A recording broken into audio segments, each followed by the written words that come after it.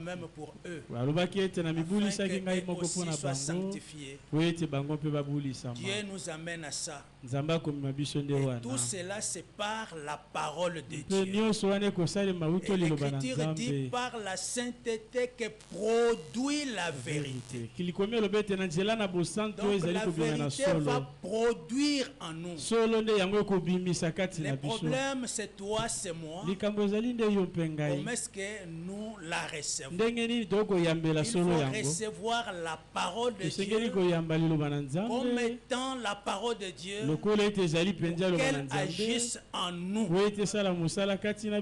Et Jacques nous dit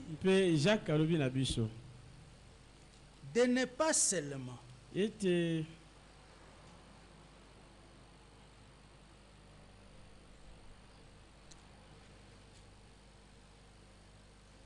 le verset 22, Jacques 1. Mettez en pratique la parole et ne vous bornez pas à l'écouter. Amen. Amen. Ne pas seulement nous borner à l'écouter. Puisque dans la parole, il y a la puissance de transformation. Et le Seigneur disait, ces paroles sont esprit et vie. Quand ça sort, l'esprit vient, donne la force. Là, nous le voyons dans Ézéchiel. J'espère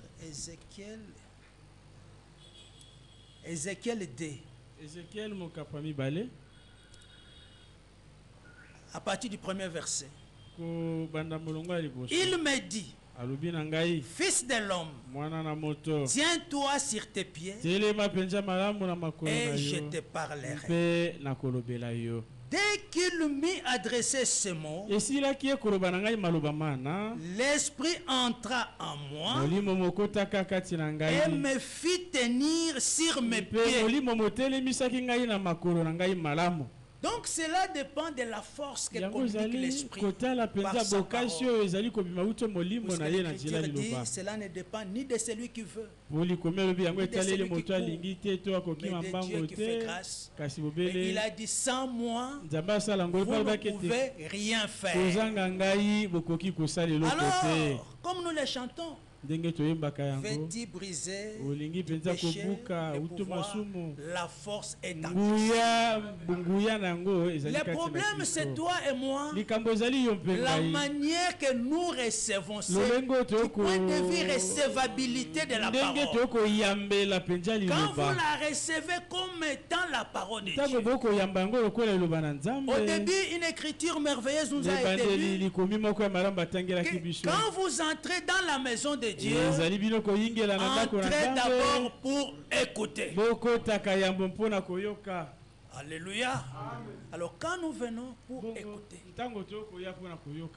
nous avons lu la fois passée dans 1 Samuel 15, l'obéissance vaut mieux que les sacrifices.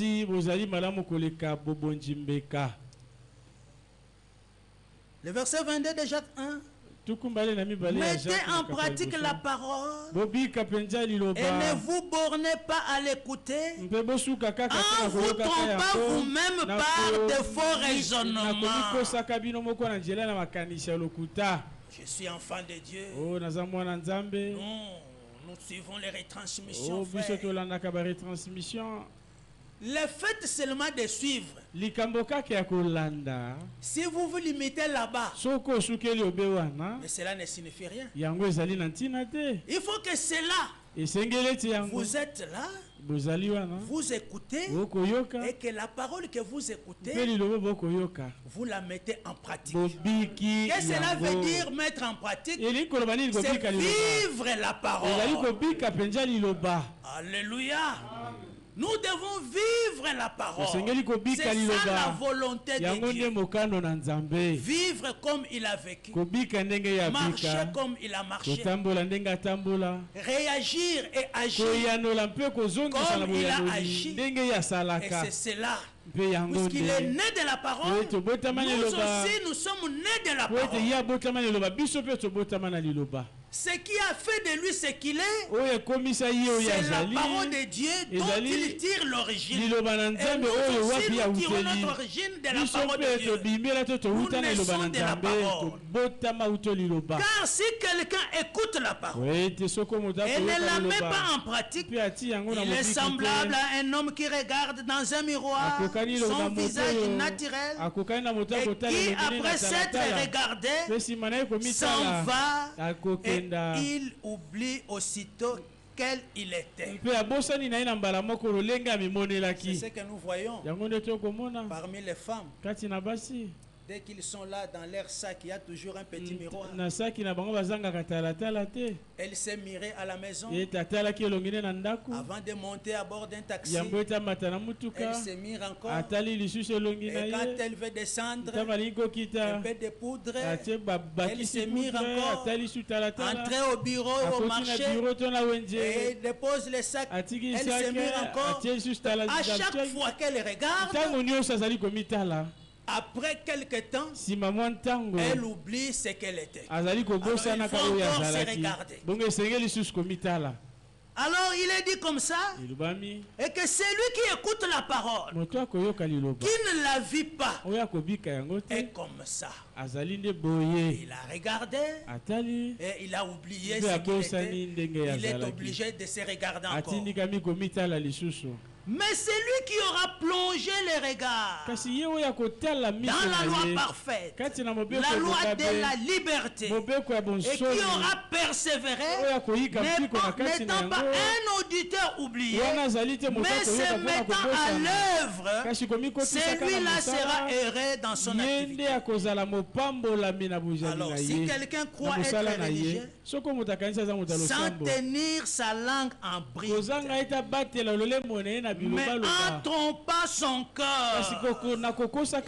Alléluia. Amen. Quand la parole vient, il enlève en nous tous les désirs. Dieu n'a pas besoin de nos pensées. Dieu n'a pas besoin de nos sentiments. Alléluia. Amen. Dieu a besoin de ce que lui veut que cela soit en nous. En réalité, il faut que nous soyons comme Christ. C'est pourquoi Paul dit, Christ en nous, c'est l'espérance de la gloire. Cela doit être produit. Je pense encore à la production. Produit. Quand vous entrez dans une usine de production, il y a un endroit qu'on appelle approvisionnement. Là, on met tous les intrants qu'on achète. Prenons par exemple une usine de panification. Il y a ce qu'on a approvisionné, il y a la farine, il y a le sel, il y a tout ce qui entre. Pour que nous ayons le produit fini qu'on appelle pain.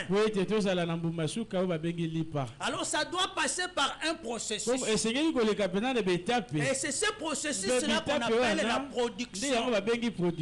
Et la farine entre, l'eau entre, tout ça, ça passe dans tous les étapes possibles. Et à la fin, vous avez un produit fini. Vous voyez qu'on appelle baguette, pistolet, pain carré, si c'est petit, grand, tout. Puisque ça a terminé tous les processus. Mais si ça ne termine pas le processus, vous voyez le foutis. Et là, on les vend là, les mi-pico comme ça. Alléluia. Amen. Ça, ce sont des foutis. Mais l'objectif de l'entrepreneur, c'est avoir un produit fini. Alléluia. Amen. Et quand c'est fini comme ça entre dans les greniers et c'est ce qu'on peut vendre. C'est comme ça aussi nous aussi. Il faut que nous fassions dans cette production, que la vérité produise en nous la sainteté. Il faut terminer tous ces processus de la nouvelle naissance, le renouvellement, justifié, sanctifié, scellé du Saint-Esprit. Et c'est ça. C'est pour cela que nous sommes là. Alléluia. Amen. Alors tout ce qu'on cite ici, on cite la langue, on peut parler des regards, on peut parler des sentiments, on peut parler de toutes ces choses-là, tous ces ingrédients-là qui entrent dans la production, pour que nous sortions un produit fini. Sinon, foutu. Alléluia. Amen. Alors si quelqu'un croit être religieux sans tenir sa langue, nous l'avons entendu. Il y a certaines choses qui arrivent dans des hommes qui n'avaient pas même envie de le faire. L'homme souffre pour avoir passé par cette épreuve-là, par quelque chose. Alors ta langue prend. Ta langue distille. Et ta langue avec la langue on détruit. Alléluia. Et notre langue doit être retenue en bride. Et c'est pourquoi là, au verset 19 de Jacques 1, il est dit, sachez-les, il faut les savoir. Sachez-les, mes frères bien-aimés. Ça c'est pour les bien-aimés. Que tout homme soit prompt à écouter. Pour écouter, être prompt. Mais pour parler, être là à parler et là à se mettre en colère. Alléluia. Amen. Pour absorber, être bon. Mais pour faire sortir, on nous dit même il faut tourner la langue. Combien de fois? C'est 7 fois. Alléluia. Tourner la langue. Parce que quand on est, nous l'avons entendu la fois passée ici, qu'il ne faut pas rester enfant. Si nous prenons Hébreux 5, le verset 12. Vous en effet, qui depuis longtemps devriez être des maîtres, vous avez encore besoin qu'on vous enseigne le premier rudiment des oracles de Dieu. Vous en êtes venus à avoir besoin de lait et non d'une nourriture solide. Or, quiconque en est au lait n'a pas l'expérience de la parole de justice, car il est un enfant.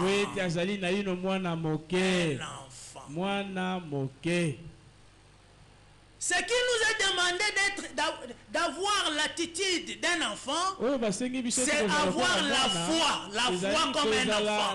L'enfant croit. Mais pour réagir, il ne faut pas être comme un enfant. Un enfant, il peut se déshabiller n'importe comment parce qu'il est un enfant. Mais on dit, mais la nourriture solide est pour les hommes faits, pour ceux dont les jugements est exercé par les sages, à discerner ce qui est bien et ce qui est mal. Avant de parler, il faut juger. Est-ce que ça édifie? Ça divise? Ça détruit? Est-ce que quand il va écouter, qu'est-ce que ça doit lui faire? Alléluia. Amen. Mais pourquoi c'est là? Puisque tu es enfant de Dieu, tu es bien-aimé. Oh, que le Seigneur soit loué. Nous tendons vers la perfection. Puisque quand le Seigneur nous regarde, il nous voit déjà atteint. Que fera-t-il? Tu veux suivre ces paroles, cette orientation, et tu en témoignes même. Mais si tu restais, or Dieu ne nous a pas destinés à la colère, mais à l'acquisition du salut. On nous a encore lu dans Ephésiens 4, le verset 22. Prenons le verset 21. Non. Le verset 20. Prenons 20. Mais vous, ce n'est pas ainsi que vous avez appris Christ. Si du moins vous l'avez entendu. Alléluia. Amen. Est-ce que nous avons entendu? Nous avons entendu Christ. La parole que nous écoutons, c'est la parole de Christ. Et si conformément à la vérité qui est en Jésus, c'est dans lui que nous... Ici, il faut nous inclure. C'est le temps de lire la parole de Dieu à la première personne. Alléluia. Amen. Si du moins vous l'avez entendu, nous l'avons entendu, et si conformément à la vérité qui est en Jésus, c'est dans lui que nous avons été instruits à nous dépouiller eu égard à notre vie passée. Il faut que cela soit constaté dans notre vie. Même si je ne suis pas encore arrivé, mais néanmoins je ne suis pas ce que j'étais. C'est un processus. Je ne suis pas au dépôt dans l'approvisionnement, mais je suis dans les processus. Alléluia. Amen. Merci frère, je suis dans la chaîne. Dans la chaîne de production, je suis là. Mais je ne suis pas encore parvenu. Et je ne suis pas aussi dans les dépôts d'approvisionnement. Mais je suis dans la chaîne. Alléluia. Eu égard à notre vie passée, du vieil homme qui se corrompt par les convoitises, à être renouvelé dans notre âme. Alléluia. Amen. Afin de revêtir l'homme nouveau, créé selon Dieu, dans une justice, une sainteté qui produit la vérité. Alléluia. Amen. Ça, c'est dans la chaîne de production. La vérité doit produire l'homme nouveau.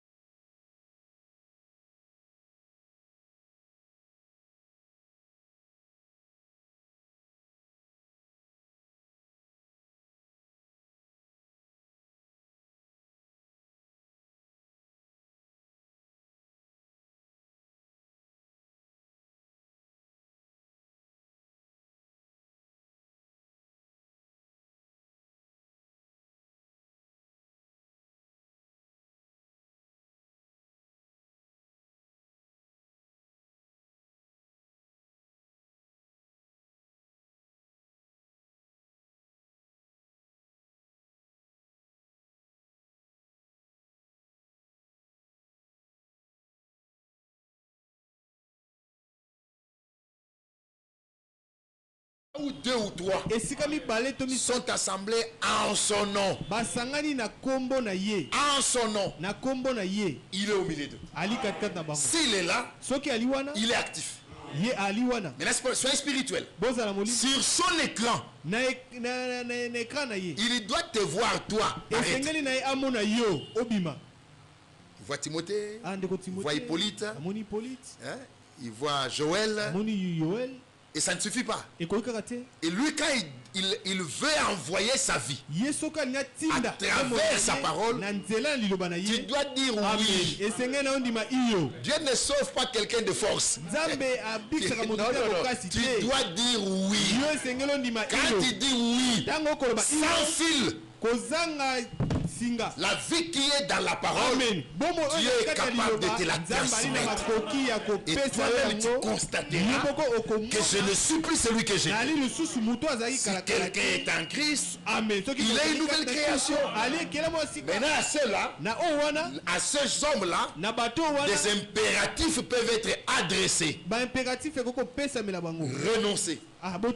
Abstenez-vous. Fuyez. Puisque la nature de Dieu les rendra capables de surmonter tout ce que le diable propose.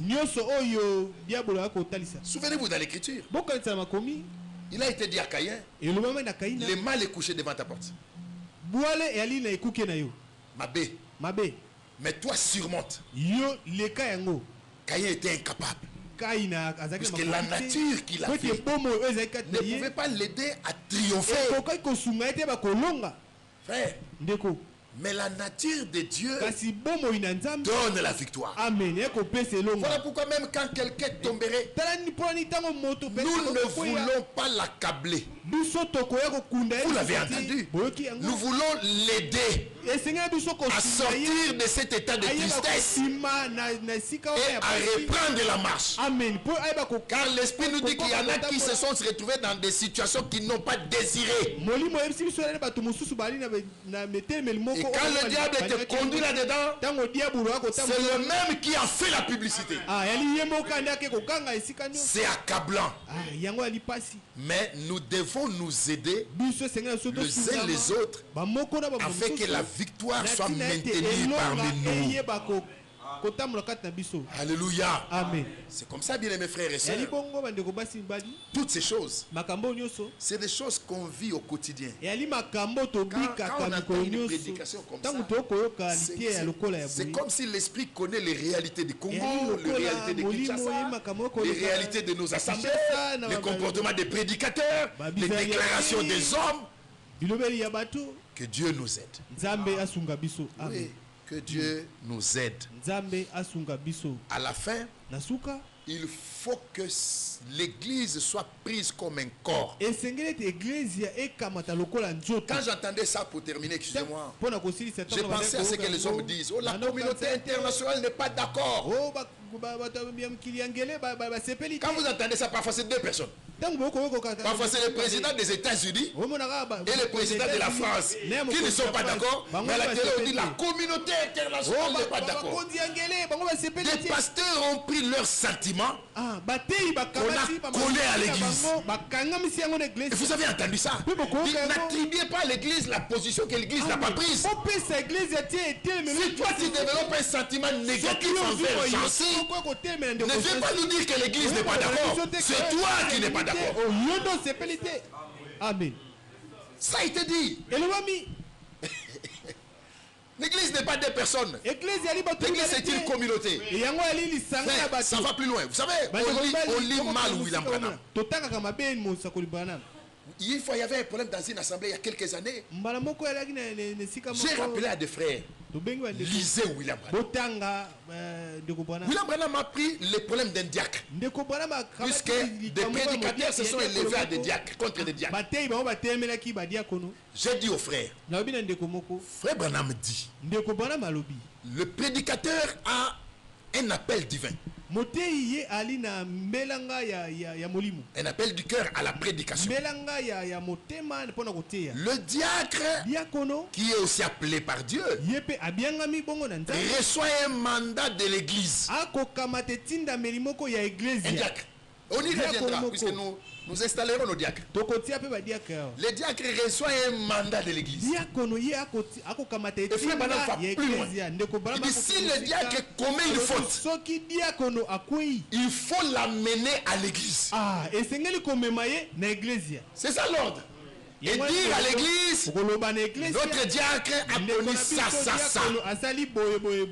Maintenant, je vais encore plus loin. Frère Branham me dit, si l'église dit, ok, nous avons entendu, mais nous l'église, on les mettait comme diacre. Les conducteurs n'ont rien à faire.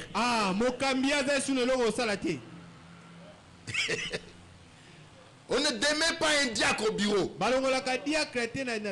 Comme je l'ai entendu dans une assemblée, l'ancien dit au diacre, bon, yo, en tout cas frère, il est là au côté de ma et ça ne se passe pas comme ça. Il lisait bien les prophètes.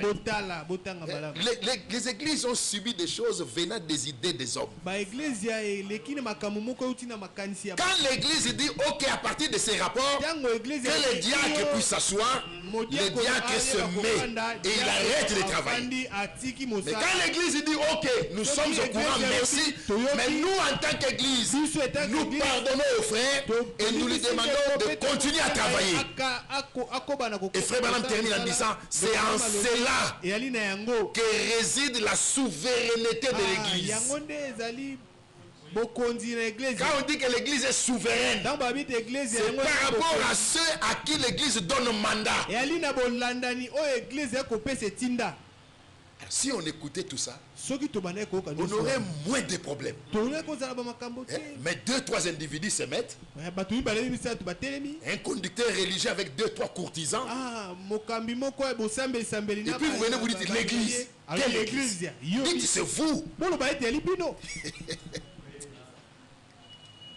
Bon, on va pas aller loin. On s'arrête là aujourd'hui. Alors, je vous donne quelques annonces, comme ça on va terminer. Il y a à l'Ecodim aujourd'hui, le thème était Dieu a envoyé son Fils dans le monde pour que le monde soit sauvé. Jean 3, 17. Donc ils sont toujours dans Jean 3. La semaine passée, ils étaient dans 16. Aujourd'hui, ils sont dans 17. Il y avait 10 filles, il y avait 10 enfants. 7 filles et 3 garçons. Et ils ont 1900 francs comme offrande. Nous demandons que les parents encouragent les enfants à venir à l'Ecodim de bonne heure. Voilà, ça aussi nous le demandons aussi. Libérer les enfants de bonne heure. Si c'est important, accompagnez-les aussi pour qu'ils viennent à l'école le dimanche. Les offrandes des enfants, isolez-les des offrandes de la grande église. Mettez leurs offrandes de côté. Hein?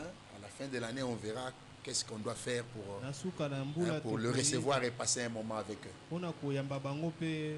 Alors, quelques autres annonces. Dimanche passé, on avait eu notre service de baptême. La sœur Raël, est-ce qu'elle est là?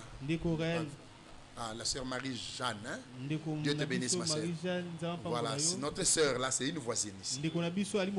C'est la première personne qui croit sur Manifeste. Qui sait si Dieu nous avait envoyé seulement pour la chercher?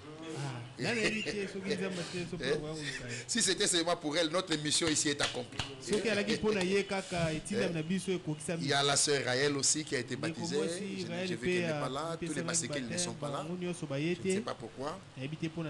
Alors, nous avons prié pour notre frère Mayemba. Ce matin, je l'avais appelé. Quand il m'a dit qu'il venait, je dis gloire au Seigneur. Il y a avec le poids de l'âge, les os commencent à déranger un peu. Mais que le Seigneur restaure notre frère. Alors, à la fin du mois, nous aurons notre Sainte Seine, la première à ce lieu, accompagnée